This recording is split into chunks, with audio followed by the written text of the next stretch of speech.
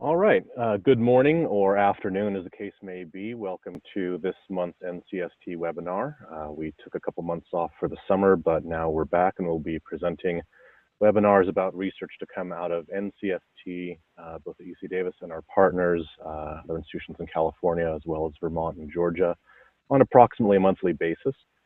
My name is Colin Murphy. I'm the, at this point, former policy director for NCST. We'll be handing the reins off to this position very shortly. Today's topic is on changes in the retail and distribution landscape, largely how changes in how people shop and move goods around are going to affect our transportation planning. The presenter is Dr. Miguel Jaller, who is an associate professor in civil and environmental engineering and the co-director of the Freight Research Center here at the Institute for Transportation Studies at UC Davis. Dr. Jaller, please take it away.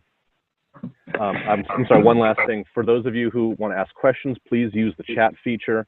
You can bring questions in that way. We're going to try to hold most of the questions till the end. We'll have some time for Q&A. But if you have questions that are more about clarification or have a very brief answer, I might break in and ask to have those answered real time. Thanks. Thank you, Colin, and welcome everyone to this webinar. Again, my name is Miguel Jaller. I'm a faculty here at UC Davis and co-director of the Sustainable Freight Research Center.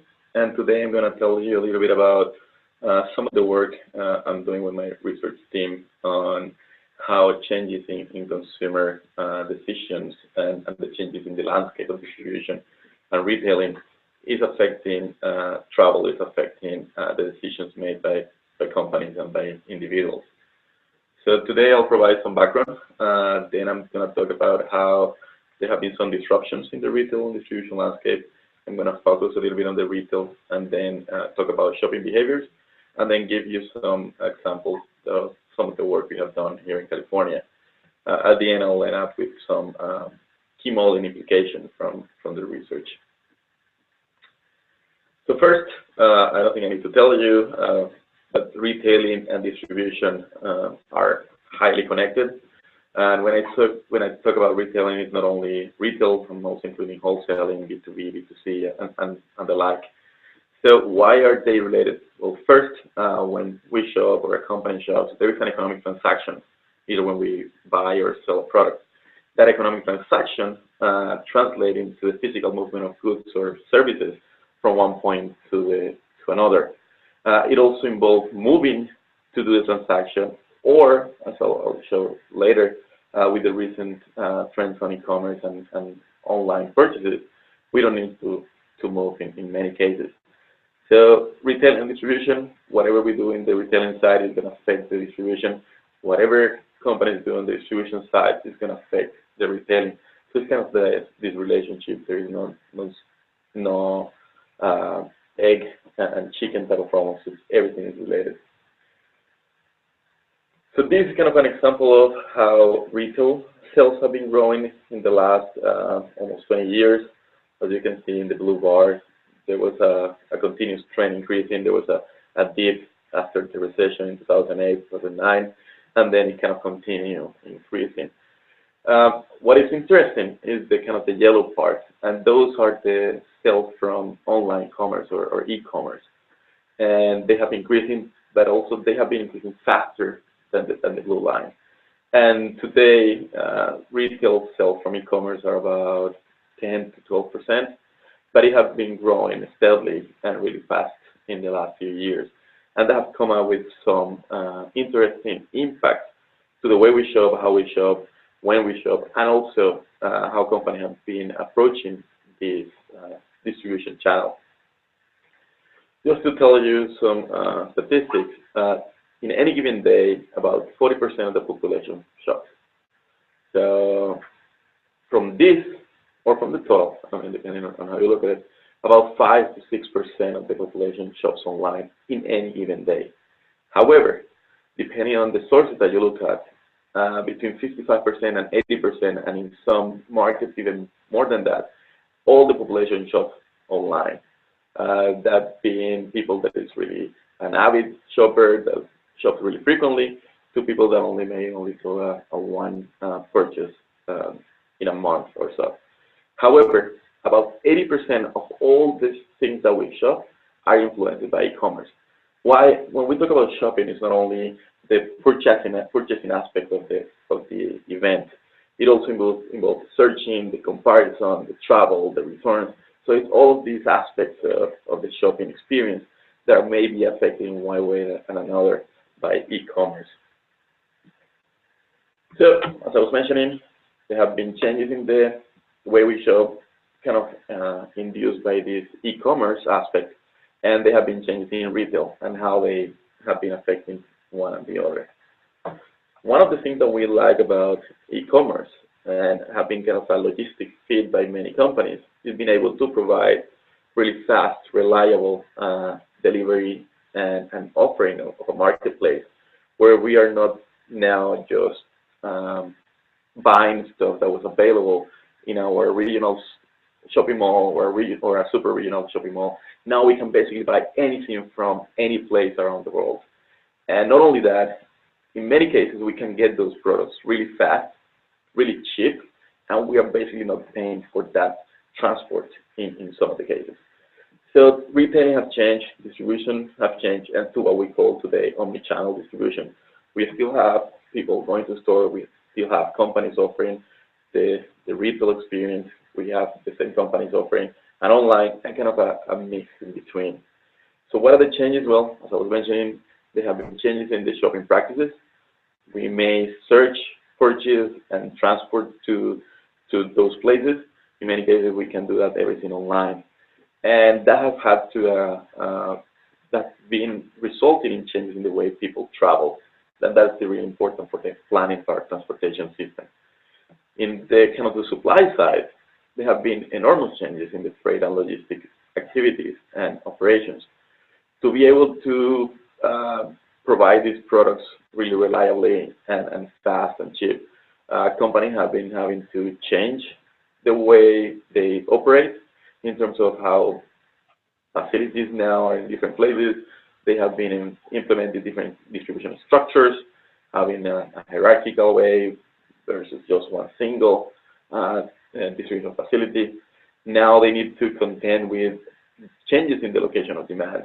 Before they were serving a limited number of retail points. Now every single house, every single office becomes a destination of those products. There have been a change in the retail landscape, and I'll get into that in a few more slides. But also how they have been changing the way they do their inventory practices, how much they carry in a store versus how much they have in a warehouse versus how much they contract directly from the supplier to the consumer. So all of these have been creating changes in the way companies operate. And because everything that they do is going to have kind of a physical impact, there will be more or less vehicles in some segments of the road. There will be more or less freight activity concentrated in some land uses. So there have been a lot of changes. So just to give you kind of a graphically example, this kind of the traditional supply chain. We had suppliers that sent to distribution centers that they sent to retail stores, and then consumers and customers went to those retail stores to buy, return, purchase, compare, and so on. With the advent of the e-commerce and the e-retailing, now we may not be using as many retail stores that we used to use before.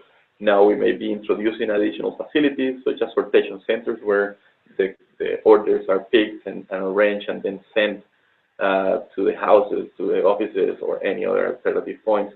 And then we also have an important aspect that is returns, that is kind of an enabler of e-commerce, but also can have important impact in the distribution strategy. In addition to all of this, one important aspect of e-commerce is that now we don't need to be constrained by the hours of operations of a retail store. We can basically buy at any time of the day, from any place, from any type of device. We can use computers, tablets, cell phones. We can put a button in our refrigerator and just press the button and an order will make. Or we can just talk to our online or digital assistant and the system will make the order. So a lot have been changing, and with that, there have been some casualties along the way. One of them is in terms of retailing. As you probably see, if you have been going out to the real world, you'll see that the retail landscape is changing. There have been kind of a decline in the number of shopping malls out there, from large regional and super regional shopping malls to the local strip malls. And that's mainly because some of the large and anchor stores and chains have been closing some of those stores. And then there's smaller retailers, they don't have enough foot traffic to keep the malls vibrant and alive. So just to give you an example, this is what happened to some of the retail chains and restaurants last year and this year. And we have cases like Best Buy, Gap, Bon-Ton closing 200, 250 stores throughout the US. We have other cases like Toys R Us, where they went bankrupt and closed 800 stores. And then Sears and Kmart also in the bankrupt kind of landscape or scene, where they have been closing about 700 stores combined. And then you have Subway, Chipotle, and Starbucks also closing double-digit numbers of stores. And that's a huge impact on how we do retailing. So what is the forecast? It's expected that between 20 to 25% of all malls will close in the next 5 years. And if we get into the recession sooner than later, these numbers may increase. And this is a huge impact, not only for the transportation and logistics side, but there will be an important economic consequences by all of this. So it's also cascading effects. Again, the chicken and the egg, the type of thing that I was discussing before. E-commerce have been rising, the consumer have been liking it, companies have been adapting to how to provide e-commerce. Then there have been a consequence to retailing, the less retail locations, the less accessibility to in-store purchases and in-store experiences, that will foster more of the e-commerce, and then it will continue kind of in this spiral. We don't know what the next kind of convergence of all the system will be, but some of the forecasts said that e-commerce sales will be 1/3, 1/4 of all the sales in the near future. So it will be an important consequence. So how are we shopping? How is people shopping? So basically, retail stores are still the dominant aspect of the retail experience, and that's why 80–90% of all the retail sales are done in a store. However, as I was mentioning before, about 80% of all the shopping throughout the shopping process are affected by e-commerce. About 20%, and this is data from UPS report and analysis that they did last year and the previous year. So about 60% of all the people only buy through a single channel. That means only buying online and searching online, or only buying in store and searching in store.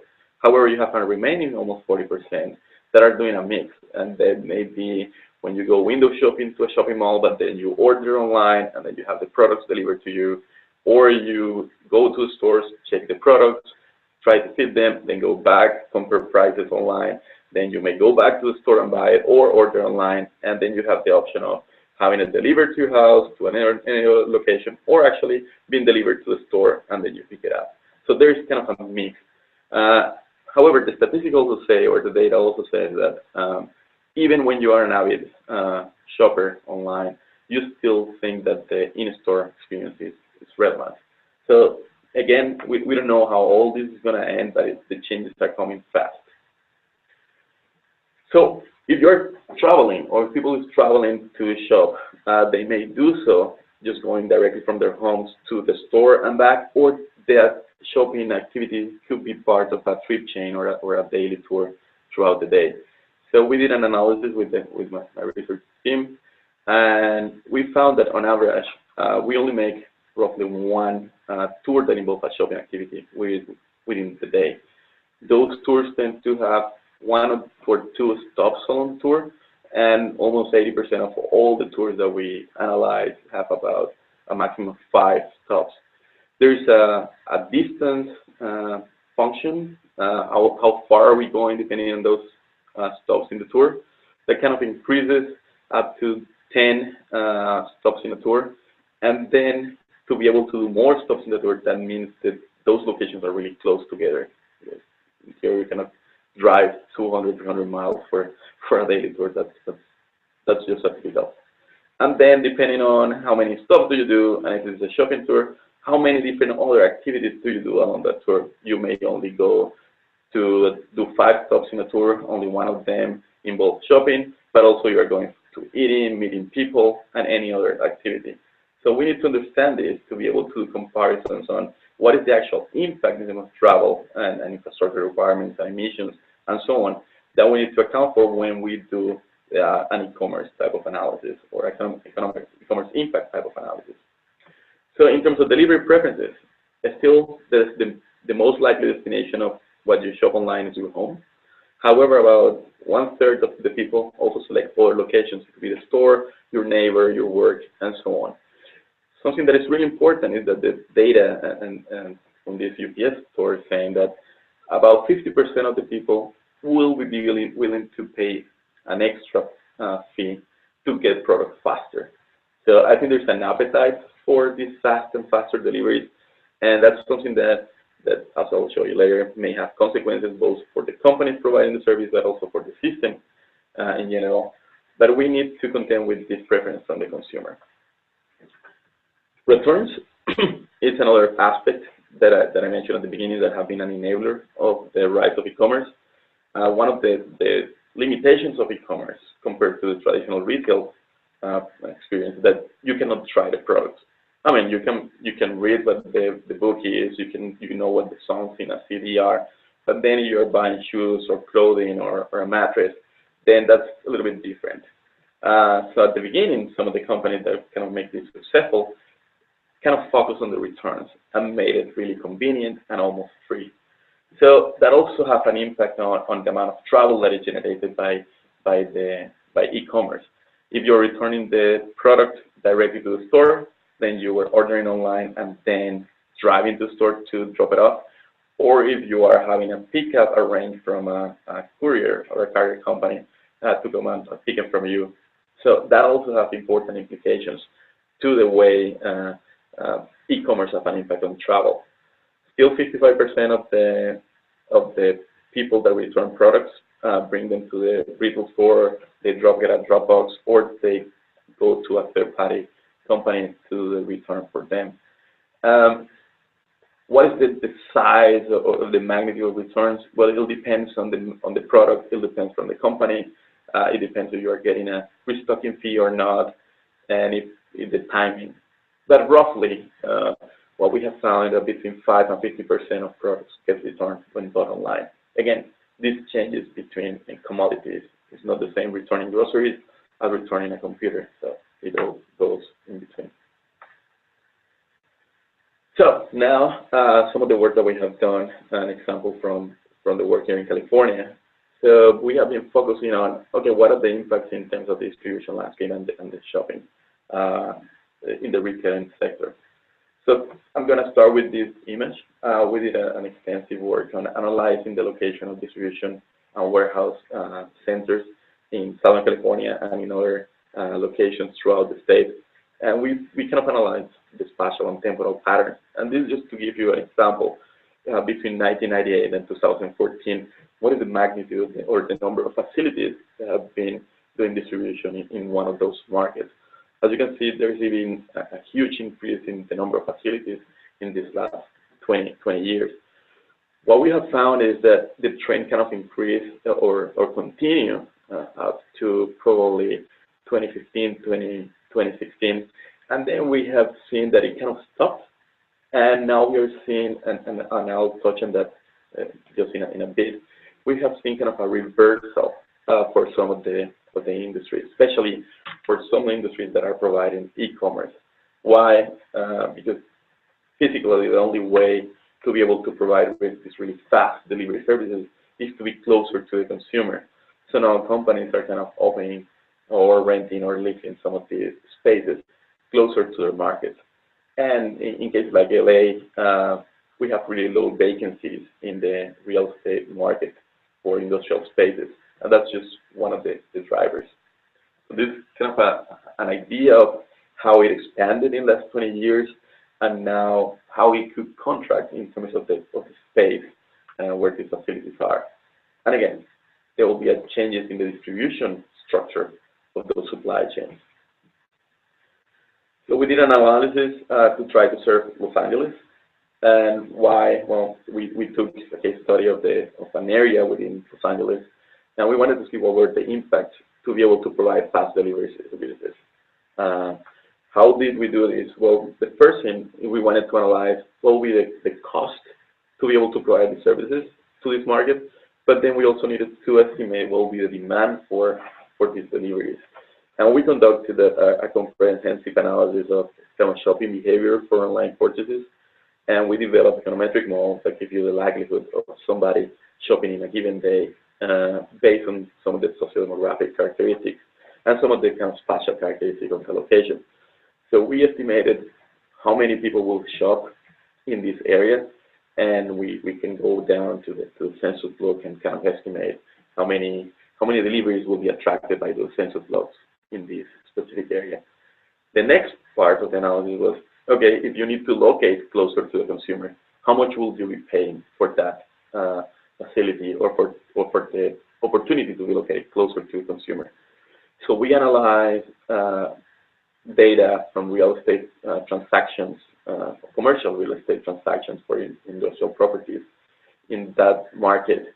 And as you can see in the graph, the yellow dot kind of tells you what was the average sales price per square footage as you move away from our kind of center that is downtown LA.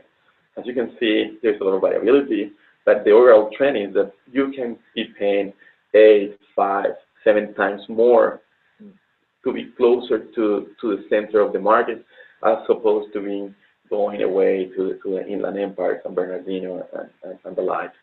So we wanted to test all the costs involved in all of this, and we developed mathematical and simulation models to do so. So specifically, one of the things that we wanted to try is what is the proximity to customers cost in these companies? What are we considering? Well, we have fixed cost, warehouse, and purchasing the fleet, the type of fleet that you're using.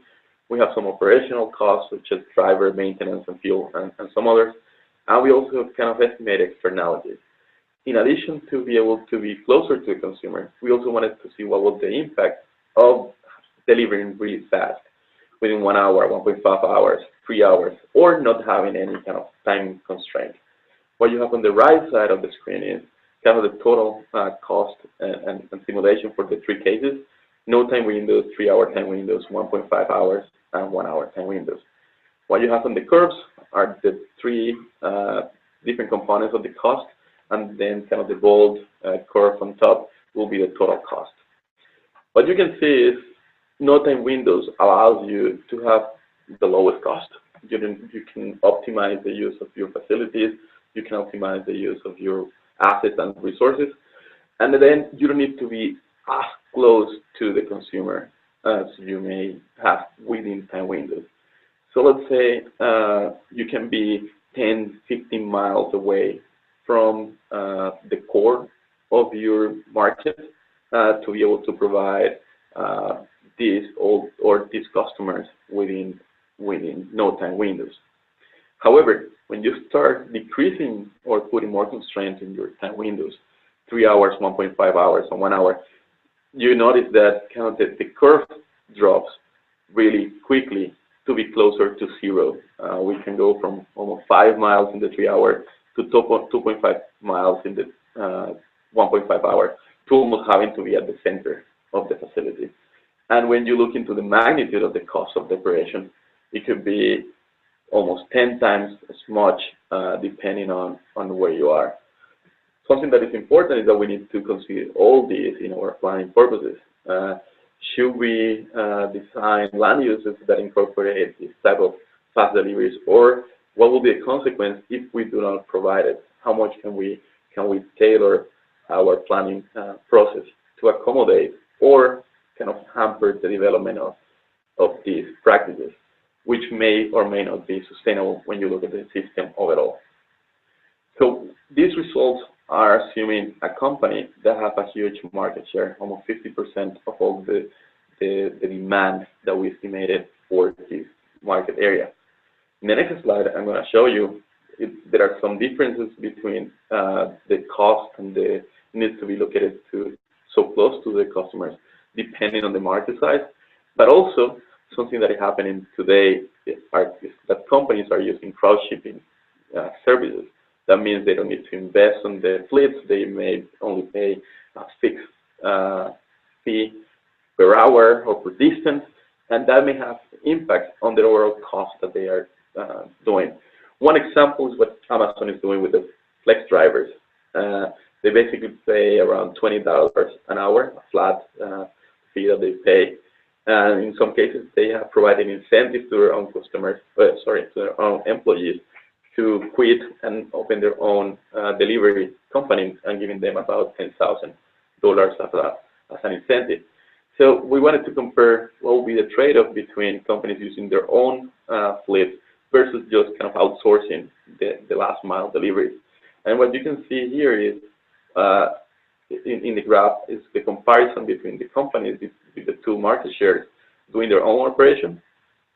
And then what we found is that using these crowd shipping services, they considerably drop those costs. And by having the flexibility of kind of hiring or dropping some of these contractors from their supply chain, they don't need to be as close to the consumer, because they may get way more of these smaller vehicles, smaller driver operators to do that last mile delivery. And then going a little bit north in California. Let me break in real quick to just remind the audience that we'll be doing some Q&A in about 15 minutes or so. Please use either the chat window or the Q&A function. It should be in the menu panel at the bottom of your Zoom window screen to get questions into the queue. Thanks. Thank you, Colin. So going, as I was mentioning, going a little bit north in California, we did kind of a preliminary analysis of some Amazon facilities that are serving the Sacramento area. So we analyzed the large fulfillment center, or called SMF1, in Northern California, that is located next to the airport. We also analyzed two other facilities that are doing more of the distribution. The Amazon delivery station, the SMM1, that is located next to kind of the core highways in the area. And then we also analyzed an Amazon Prime Now hub that basically only serves the Prime Now purchases. That is kind of more in the inner part of the city. The latest one may not be operational, fully operational as we speak today. However, all of these three type facilities are at different parts, at different levels along the supply chain of Amazon. Amazon Fulfillment Center basically receives semi-trailers that receive the cargo and then distributes to the other facilities or to the other small facilities throughout the area. We have large facilities in Vacaville, we have large facilities in Tracy, and so on, that are kind of part of this network. However, these are the three facilities that mainly distribute most of the Amazon shipments in the service region. So what are the main differences that we found? Well, the first one is, again, because they are serving different purposes, while Delivery Station and Prime Now Hub are doing more of the last mile, Fulfillment Center only doing kind of the large bulk cargo, they are using different type of vehicle mixes. And this is one we kind of estimated based on some of the data we collected, is that, for instance, the Delivery Station is using a mix of delivery vans. You probably have seen the blue Amazon delivery vans out there in your neighborhoods, but also most or a big chunk of the deliveries are now being delivered by regular people using their regular vehicles, what I was mentioning before about flex drivers. And these range from pickups to vans to sedans, compact cars, small cars, and the like. What you can see in this graph is that something really interesting. Most of the trip production, most of the trips that departed the facilities are being done by these flex cars. Why? Well, the main reason is that they have a small capacity. While a regular van can handle 200, 250 packages in one route, we're talking about these drivers doing 20, kind of in the high side of deliveries. So they are coming back and forth throughout the day to fill their vehicles and do other routes. In addition to that, because they are doing a smaller routes, higher frequency, they are serving these 2-hour same-day delivery options that Amazon may not be able to do it with the larger vehicles, because the larger vehicles are fully loaded when they depart and doing almost a full day route. Therefore, they don't have the ability, or it will be impractical, inefficient to having this vehicle that have high capacity coming back and forth to the Amazon facility to reload. So again, huge differences between the type of vehicles that are coming to all these facilities, huge difference in the surrounding of these facilities.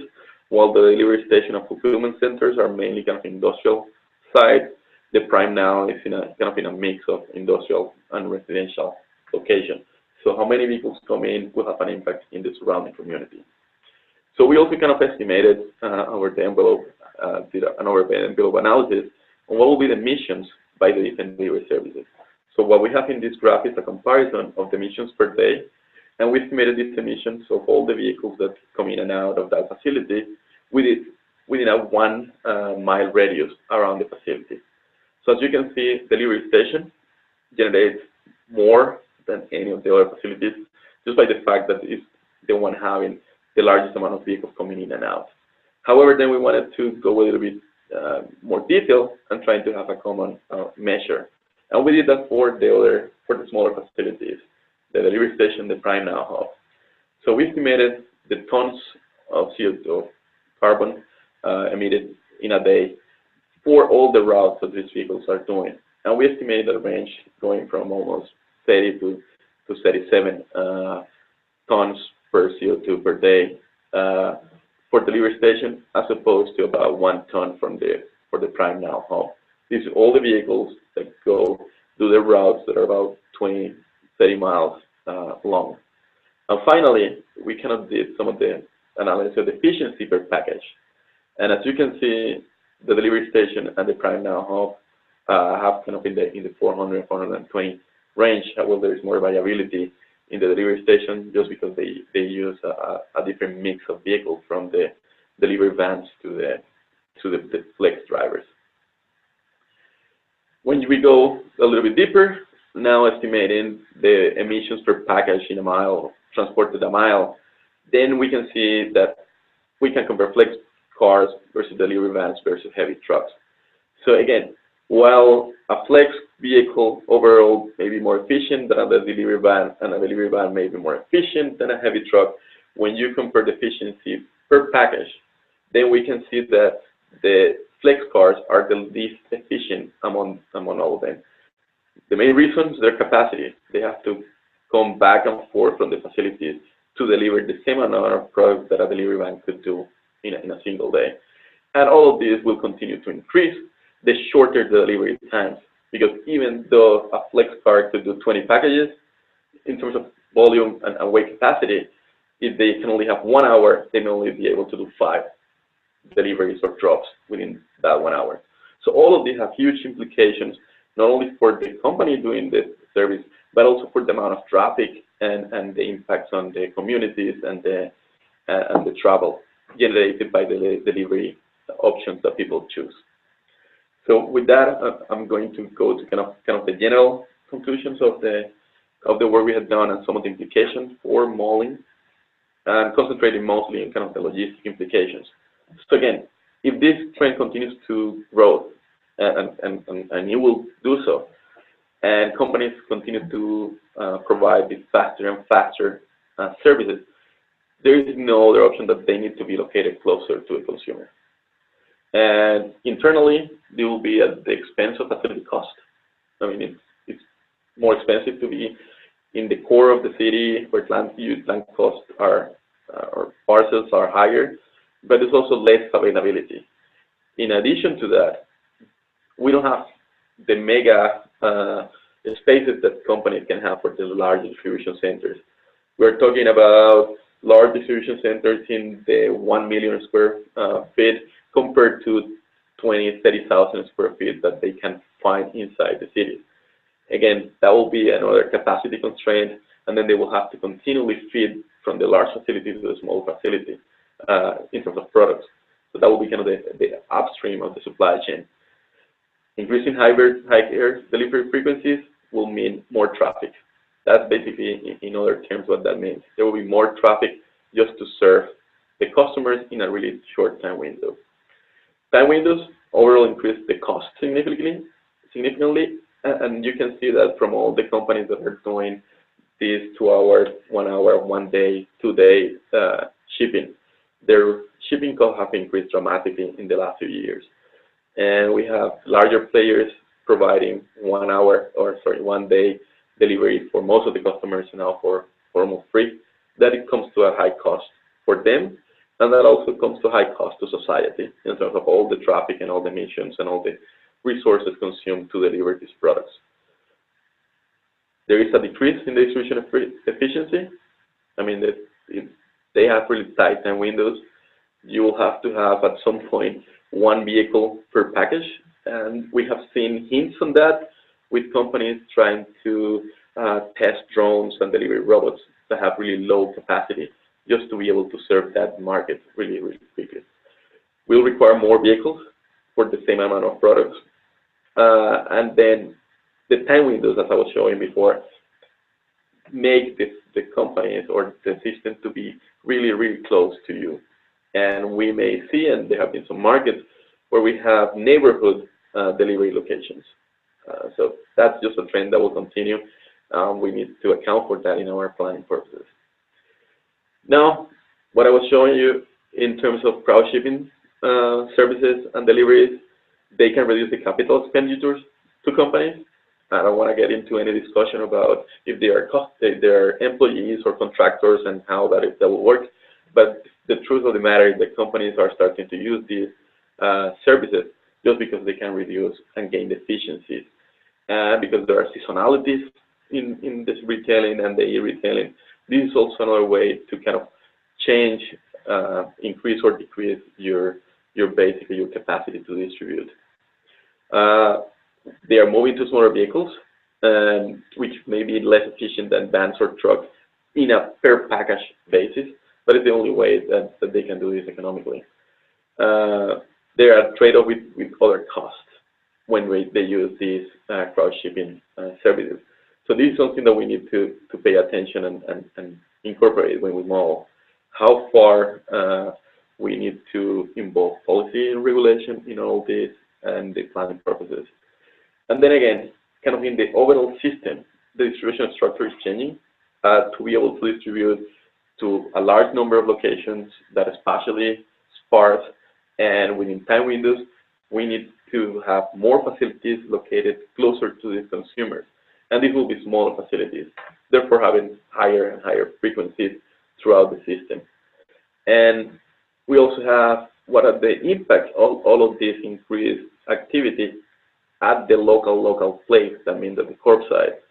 What are the conflicts of all these vehicles dropping in and out from the curb, creating conflict with pedestrian, bicycles, and other new mobility services. With all of that, I'm going to finish and I'm open to questions. Thank you so much. All right. Thank you, Miguel. So I remind everybody to submit questions through either the chat window or the Q&A function in the Zoom app. You should be able to get to that. It's in the menu bar at the bottom on most devices. We have a few questions already in the queue, so I'll start working through those.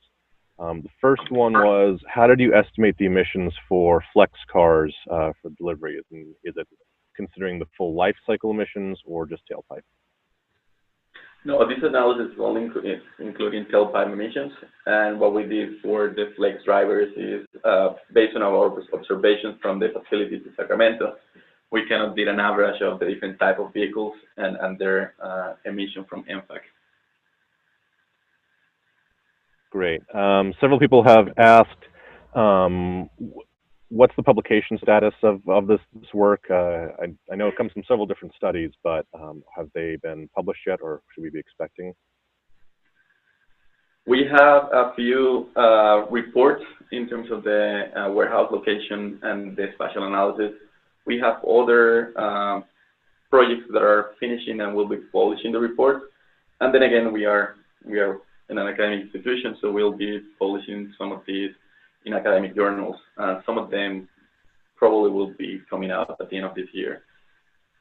And we typically post the slides for these presentations on the NCST website. We can put links to the publications that are already out there and available in the slides when we do that. Next question. So what role do you see governments playing in helping improve the efficiency of last mile deliveries in order to reduce the congestion and emissions they cause? Well, first of all, they need to acknowledge that this is happening, and we need to conduct a little bit more of research and review of the actual impact of some of these activities. I think land use planning is going to play a huge role, and that's part of what they do. Also, and I think there is another question later on, but I'll answer it just now.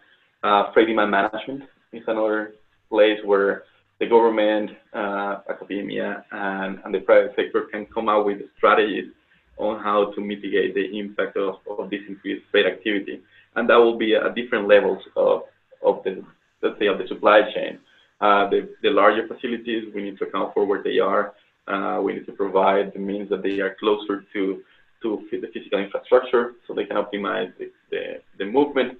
But then when we go closer to the urban core, is there any way that we can optimize these movements in terms of how we manage the time, how we manage the demand, and again, all of this is kind of being driven by the changes in the consumer purchasing behavior. Granted that the companies are offering these services, so we also need to find strategies to incentivize or kind of incentivize positively or negatively kind of the shopping behavior that is driving the system really fast and creating some unintended consequences. So land use planning, we need to clean our fleets to make it more sustainable, and there are already some policies out there, policies coming to try to move into zero-emission vehicles by these companies and the operators, but also consumer behavior. We need to find ways on how to manage this demand in terms of time, what time of the day are they coming in and out? Is there going to be priority in some sections of the city for deliveries? How do we manage all the capacity that we have in the cities to handle the different needs? Great, thank you. Next question is, do you think locating distribution centers closer to customers will increase congestion in residential and urban areas? Yes, it will increase. I mean, it depends on if you're looking into urban area, suburban, but if you're already congested, you're already in a dense location, adding more vehicles and adding more traffic, and as I was mentioning, these high frequent deliveries coming back and forth from the warehouse is only going to increase the negative impact. All right. We had a question on, to your knowledge, is rail freight a significant part of the supply and logistics chains and the systems you've looked at? Although we have not fully looked into it, I mean, for the upstream of the supply chain, yes, there is an important share of rail deliveries that go to the VCOs and the warehouses.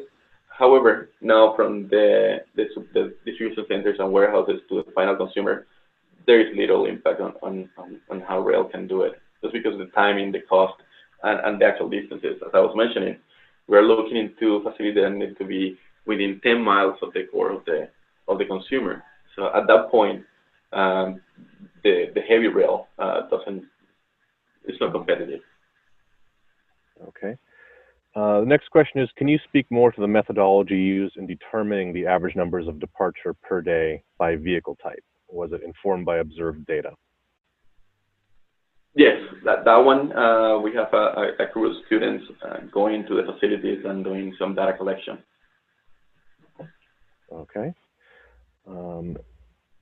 How do you see AB5 impacting the economics of the sector? And AB5 is the law that would codify a recent California Supreme Court decision and shift things to make some gig economy workers much closer to employees in a conventional sense. So it sort of codifies the Dynamics ruling for those who follow the legal side, and makes a lot of things like Uber and Lyft and some of the flex Amazon delivery drivers you've talked about more like employees, and that they have certain rights the employer has to respect, and more of an ability to claim things like health care or time off or disability.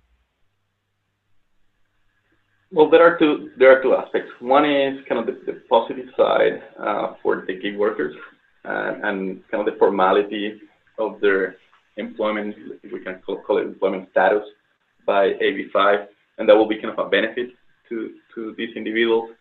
From kind of the logistics and kind of the private point of view of the companies, they will become a little bit less competitive as their cost rises.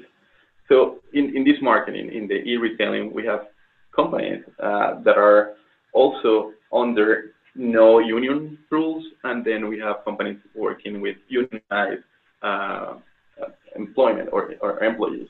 And the costs are, there's a huge difference in cost, 2 to 3 times more under these conditions.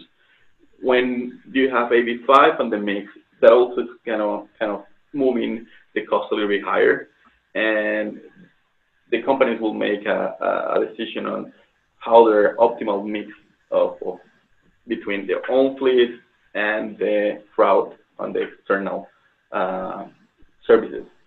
So it will be good for the ones that are going to get it, but then overall, because the cost is higher, then the demand for them will be lower. And then we'll get to an equilibrium in that sense. How likely is it, do you think, that the response would be to go back to larger vehicles, more packages per tour, and that could increase efficiency, at least insofar as I read the results you presented here today? Well, overall, as I was mentioning, and you just alluded to, a larger vehicle is more efficient in a per drop basis. However, it depends on what the constraints are on that distribution system.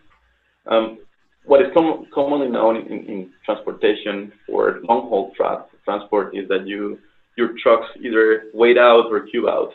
Your cargo is too big or it's too heavy for the capacity. At the urban level, we have timeout. There is no enough time to the distribution. And there are many factors that come into play for the timeout. It will be the congestion, it will be kind of the density of your consumers, it will be the relative location between your facility and your customers. So when do a large truck make sense? When you have high density, not that much congestion, and you can actually optimize the use of that large vehicle. So if you get a large vehicle that is efficient enough per package, that means you are sending a large number of deliveries with that vehicle.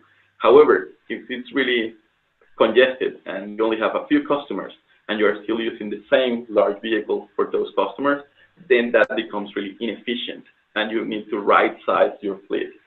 So what is better? Well, the larger the vehicle that we can use with the higher utilization rate will always be better than having low utilization rates, but it may not be feasible to use a large vehicle everywhere and in every option.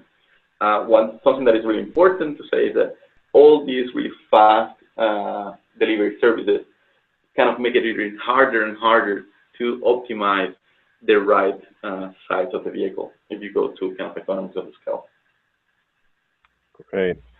I have a couple questions I'm going to kind of combine into one, but do you see possible vacant malls or vacant big box retail stores as good opportunities to convert into distribution centers?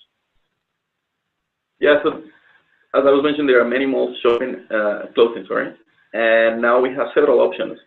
Are they going to be used for logistics? Are they going to be used for housing? Are they going to be used for any other type of entertainment area or amusement area that is a social need as well? So there will be competing interests for these spaces. In some locations, there are kind of positioned in a location where people want to be for some of these uses. There are some that are already being used for distribution, and I didn't mention, but it's all this thing about dark stores and dark distribution centers that is just basically shopping or a grocery store that is not open for public. It's only open for people picking up products to doing grocery deliveries, and they have been located in some of these locations. So there's going to be a competing need for some of these. We need to see exactly where and when the priorities are for housing or for logistics makes sense.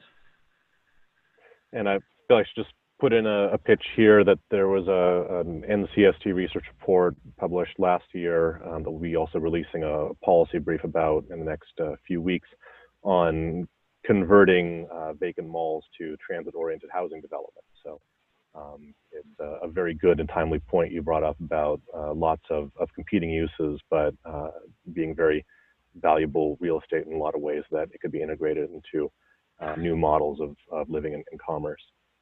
There's also a question about how feasible it is for businesses to share distribution centers, and does that seem to make any difference on their efficiency?